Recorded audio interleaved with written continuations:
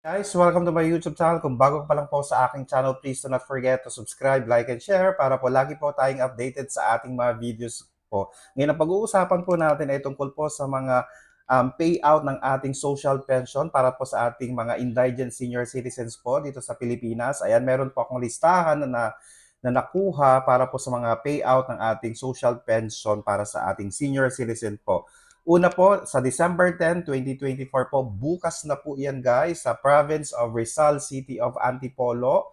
Ayan, ulitin po natin, December 10, 2024 po, province of Rizal, City of Antipolo para po sa kanilang payout ng social pension. Pangalawa po, province of Isabela po, Municipality of Aurora, sa December 10 up to 13, 2024 po, province of Isabela, Municipality of Aurora sa December 10 up to 13, 2024 po. Ayan.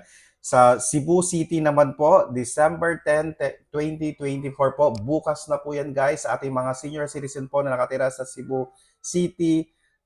Ang social pension payout po ninyo ay December 10, 2024 po. At sa Solano, Nueva Ecija, December 11, 2024 po guys. Ayan po. So mayroon po tayong mga nakalap na mga data patungkol po sa payout ng social pension ng ating mga indigent senior citizens po.